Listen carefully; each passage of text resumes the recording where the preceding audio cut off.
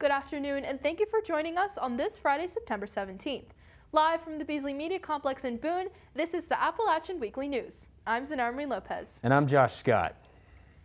Just like last week, the university's COVID-19 numbers have been trending down. The dashboard sits at 28 cases in students and 2 in employees. Compared to last Monday, we are down 26 cases.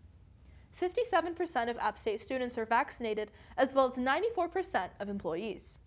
Booster shots for the vaccine are recommended by the FDA. Right now at App State, they are only available to those who are immunocompromised. Only those who receive the Pfizer or Moderna vaccine can receive their third shot. You can get your booster with an appointment at Student Health Services or walk in at App Healthcare. The way you can keep COVID cases down is by receiving the vaccine. This past week, the Federal Emergency Management Agency, or FEMA, was on campus with a mobile vaccine unit. The trailer was on campus from Sunday, September 19th to Wednesday, September 22nd on Sanford Mall and Tomlinson Park. If you're already vaccinated or recently vaccinated, make sure you upload your vaccine card to MedPortal to be entered into a prize pool. Some prizes include scholarships, App Ski mountain passes, and gift cards. App State has already given out over $100,000 worth of prizes this week. If you win, you will be notified via message on your MedPortal account. So we're attached to them, and we are actually on campus. So to do the vaccines, I guess we are more friendlier. And another way students have been receiving money during the pandemic is through federal HERF grants. Last week, qualifying students received this grant money in their App State inboxes and in their bank accounts. Higher education emergency relief funding is given to degree-seeking students and to at least half-time enrolled students. This money comes from the federal government and is to be used for educational expenses. During the COVID-19 pandemic especially, students may use this money for tuition, food, housing, healthcare, and more. This money is not a part of your financial aid package, and you do not need to pay it back at any time.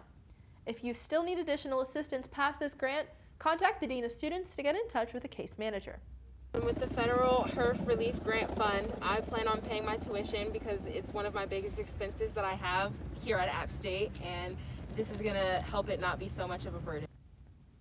Student apartment complex The Cottages of Boone is facing outrage from the community for dumping 4,725 gallons of untreated wastewater to Laurel Fork Stream. This is the third time this has happened in a year. The stream that the wastewater was discharged to is a part of the Watauga River Basin.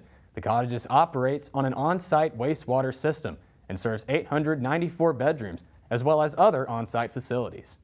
Longtime Cottages resident Emily Melvin said she is not surprised by the incident. I don't know who owns the cottages, but it's pretty evident that they don't care about the environment and they don't really care about the residents that live here. I lived here last year. My fellow roommates, we all knew not to drink the water from here. For what reason, you may ask? Because it was always dirty when it came out of the faucet. On Tuesday, hundreds volunteered to donate blood at App State's annual blood drive. Our correspondent Ivy Fischel has the story.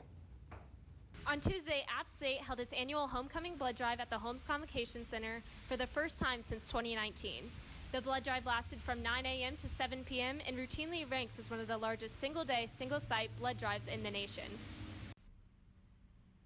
Signs outside of the Holmes Convocation Center and around campus encourage students, faculty, and members of the Appalachian community to donate blood or volunteer at the blood drive. I was able to speak with Jay Molinax, one of the committee members for the blood drive, about how the event has changed since COVID. So historically, the Homecoming Blood Drive has been the largest blood drive, single-day blood drive in the Southeast, and this year we have had a really good turnout for that. Obviously because of COVID, we're no longer trying to have such a large blood drive. We're actually cutting our goal a little bit over in half. And this year we've had a really good turnout. In the spring we kind of struggled, but this year App State we've had over 600 people sign up for the blood drive, as well as hopefully have a lot of walk-ins come in today. Through COVID, we've changed, of course, a lot of our protocol, including how many people we have, as well as social distancing measures, and we at least have a few less restrictions than we did last fall, but we still are implementing a lot of those due to just the nature of COVID-19 still. In total, the homecoming blood drive collected 591 pints of blood. Most who registered donated 1 pint of blood, which takes an average of 8 to 10 minutes. Who met the requirements also had the option to donate Power Red, which takes twice as many red blood cells but gives your plasma and platelets back. Many students feel that donating blood makes a difference. Freshmen Emily Ficker and Taylor Gilliland talk about what inspired them to donate blood. What inspired me to donate blood today is to help give back to my community and help people. I chose to donate blood today because my grandma got a blood transfusion and I feel the need to give back. Freshman Claire Mattis also believes in the benefits of donating blood. I chose to donate blood today because I want to help save at least 3 people's lives. On the American Red Cross website for donating blood, they report the immediate blood shortage caused by the cancellation of blood drives due to COVID-19. The website also has more information under the Learn More tab about donor eligibility requirements for students. On App State's webpage for the blood drive, they announced free parking passes for the River Street parking deck to the first 100 donors who needed one. The website also explained that the 1,000-pint homecoming blood drive has been split into 2 this year due to COVID-19, with one event occurring in the fall and one occurring in the spring, giving students 2 opportunities to give back to their community by donating blood. Today's donors are a reminder that not all heroes wear capes. For the Appalachian Weekly News, I'm Ivy Fischel.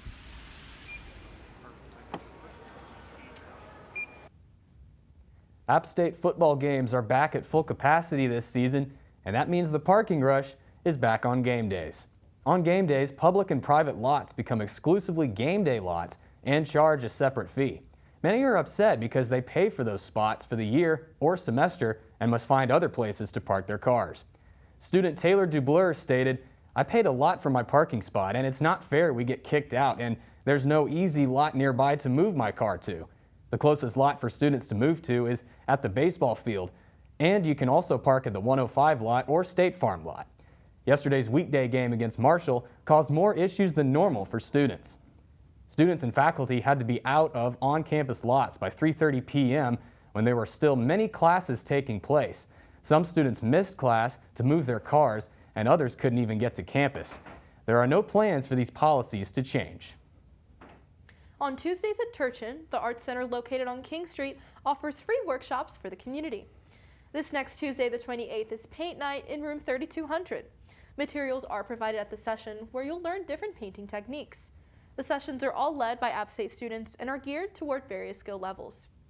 Each workshop requires you to register and space is limited. They are held in the evenings from 6:30 to 8 p.m.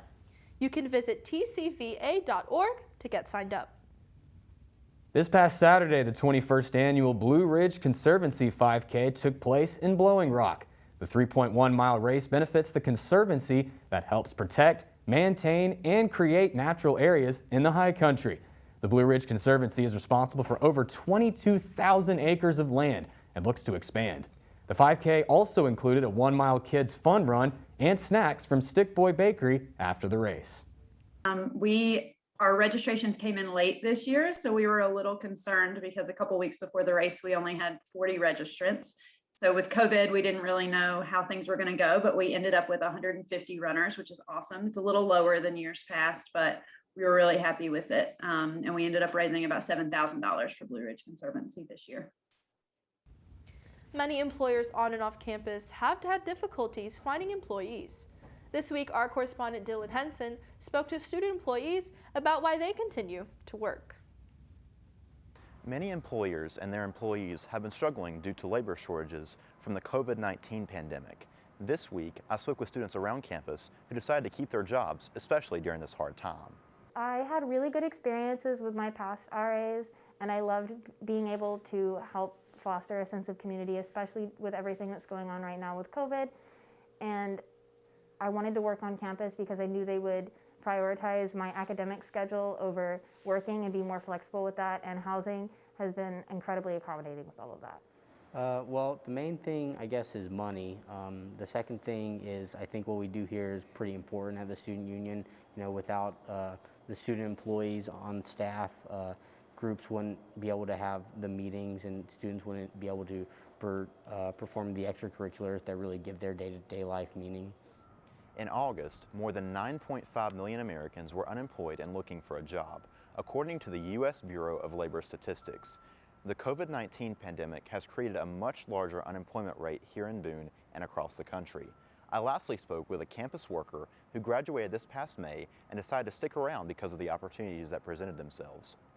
Really the environment. It was the people ultimately, being able to help out students that I interacted with the past 4 years and not having to go to the traditional kind of Southern retail experience that you'll have in this state. That's really what kept me wanting to stay here and work with people here. As time goes on, we will hopefully see many employees get back to work, especially after the COVID-19 pandemic. For the Appalachian Weekly News, I'm Dylan Henson. The 2022 U.S. News & World Report recently came out, and App State helped quite a few spots in this year's rankings. Many prospective students refer to these rankings when making decisions about their college career.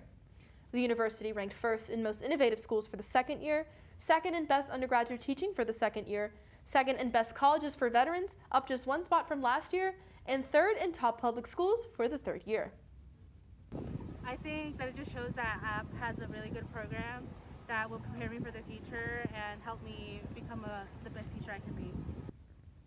If you saw App State play Elon at the Rock this past Saturday, you may have passed a Hall of Famer on the way to your seat. Before the first home game, athletics unveiled a statue of Coach Jerry Moore, placed just before the entrance at the north end zone. This project was budgeted at $495,000 and was announced in 2019, marking the 30th year Moore has been at App State. Donors had the opportunity to purchase columns and bricks with their names engraved on them. The area in which the statue was placed is also called the Jerry Moore Plaza. Now, Josh, I understand that you were at this game last night that a lot of people were at too, so could you tell us about it? I sure was, and I actually got to call the game. I had the pleasure of being on the call for last night's football game for WASU, and I can tell you it was a blast. After defeating the Elon Phoenix last Saturday, as you mentioned, App State football took down the Marshall Thundering Herd, winning a nail-biter 31-30, making the 2020 grad night one to remember. The Mountaineers got their revenge after losing to the Herd last season 17-7. Marshall made the trip to Boone for the first time in 25 years, which was the last time these two teams played at Kid Brewer Stadium. Quarterback Chase Bryce completed 24 of 39 passes for 283 yards, a touchdown, and a pick. Running backs Nate Noel and Cameron Peoples carried the load for App State's offense. Noel accounted for 187 yards off of 20 carries, and Peoples tallied 78 yards off of 25 carries and 3 touchdowns. Wide receivers Corey Sutton and Thomas Hennigan also performed well, as Sutton accounted for 127 yards receiving and a touchdown, while Hennigan had 123 receiving yards off of 9 catches. Hennigan now needs 7 more to break the all-time record in catches. App State improves its record up to 3-1 on the season.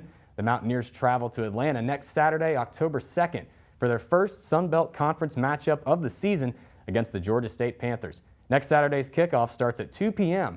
on ESPN+. It was the goal was you had to break their will. They weren't going to give it to you, and we knew that. But we just came out and kept fighting and fighting and fighting, and that's what this program is about. We're going to fight to the very end, and we came out with a victory tonight. For women's soccer, the Mountaineers had their second conference matchup of the season and lost in overtime to the Coastal Carolina Chanticleers 1-2. The Mountaineers are now 0-2 in matches against conference opponents this season and dropped to an overall record of 4-4-1. App State tallied 9 shots during the match, with 5 of them being on goal. Despite the loss, junior Olivia Cohen scored her first goal of the season, and junior Carrie Eagleston was named the Sun Belt Conference Defensive Player of the Week. The Mountaineers look to bounce back against the Georgia State Panthers on Sunday at 1 p.m. at Boone's very own Ted Mackerel Soccer Complex. Last weekend, the App State cross-country teams competed in the Fire Tower Project. Our correspondent Allie Powell has the story. The Fire Tower Project was hosted by App State on September 17th. The men's cross-country team came in first in the 8K, and the women's team came in second in the 5K. The men's team had 6 runners place in the top 11, and several personal record times were set. The Mountaineers had a total of 18 points. Grad student Daniel Smith took the first place spot and set a personal record time of 25 minutes and 15 seconds. To round out the top 3, senior Isaac Benz came in second place, and senior Ryan Brown followed in third place. They both posted their best times ever as well. cross-country athlete Daniel Smith comments on how he feels going into their next meet in Louisville, Kentucky. I feel pretty good. I mean, this is definitely good going into Louisville here in a few weeks, and it's definitely a step in the right direction for the program, and it was good just being able to run as a pack. The App State women's team has placed second in both meets this season. The Mountaineers tallied a total of 38 points. 4 runners for the women's team placed in the top 10, and many season best and personal record times were set. Izzy Evely, who was named Sunbelt Women's Cross Country Runner of the Week, finished 4th and had a season best time of 17 minutes and 29 seconds. Mackie Walsh placed 6th, Lila Peters placed 7th, and Jasmine Donahue placed 9th to round out the Mountaineers in the top 10. Cross-country athlete Izzy Evely expresses the team's excitement for the Sunbelt Conference Championship. I think for the Sunbelt Conference Championships, we're really excited this year. Today we had a 40-second spread from our 1 to 7 girls, so we're really excited, and we're going to give it a good shot at conference and see what we can do. App State's cross-country team will be back in action on October 7th to compete in the Live and Lou Cross Country Classic. For the Appalachian Weekly News, I'm Allie Powell. App State women's field hockey team captured the win against Davidson on Sunday, besting the Wildcats 6-3. The 6 goals are a season high for the Mountaineers, coming off 23 total shots and 17 of them being on goal. Both are also season highs. After scoring 3 goals in the second period, App State led the Wildcats 4-2 at halftime and never looked back. Led by freshman forward Charlotte Bosma and senior midfielder Anna Smorelli, the Mountaineers improved to a 3-4 overall record, while Davidson dropped to 2-5. The team faces off against the Ohio Bobcats next Friday at 3 p.m. right here in Boone. App State women's golf team placed 4th on Tuesday at the Elon Invitational in Burlington. Over the course of 3 rounds, the Mountaineers compiled scores of 303, 309, and 300 for an overall score of 912. Sophomore Hannah Wang led the way for App State with a score of +1 over par, followed by freshman Layla Merrick, who scored +2 over par. William and Mary's team would win the Invitational. So in short, Xanayra, it was a busy week for App State athletics. Sounds like it, Josh. And now we go to our high country high note. Now that fall is finally here, we're starting to see the leaves change. Our correspondent Grace Powers tells you when to expect peak week in the high country. 2 days ago, we said goodbye to summer and welcomed in the fall season. Now, the question on all of our minds is, when will Boone go from looking like this to this? If you've ever visited the Blue Ridge Parkway in the fall, you know that there's beauty in nature everywhere you turn. And when the mountains are covered in hues of yellow, orange, and red, it's truly a sight to see. Each fall, when the leaves are at their maximum intensity of color, it's known as Peak Week. Dr. Howard Neufeld, a professor of biology at App State, predicts when Peak Week will fall each year. He explains that the biggest factors that go into predicting Peak Week are temperature and precipitation. What I look for in the fall is, has it been a good year for growing? And this year's been great because we've had sort of a mild summer, plenty of rain, and the trees look really good. If it's a real droughty year, some trees will drop their leaves early before they even turn color, and so that makes for a bad fall color season. But this year, the trees are full of leaves. So if it does get cool and sunny, and tomorrow, tonight a front's supposed to move through and it's supposed to get really fall-like, then I think we're in good shape. Dr. Neufeld also gave a time frame for when to expect Peak Week this year. Then at the mid-elevations, like here in Boone, around 3,000, 4,000 feet, we would expect peak color between the 10th and the 20th of October. Dr. Neufeld shared some tips with me on how to have the best experience for your Peak Week. He recommends to avoid the parkway on weekends due to all the people traveling in to see the fall colors. He also recommends to come in the mornings because that's when the sunlight hits the leaves at an angle and makes them their most vibrant. He also said if you're planning on going to Grandfather Mountain, make a reservation ahead of time. Now, all that's left is to get out here and see the beautiful fall colors for yourself. For the Appalachian Weekly News, I'm Grace Powers. That's our report this week. I'm Xanayra Marin-Lopez. And I'm Josh Scott. For all of us here at Appalachian Weekly News, thank you for watching. We'll see you next time.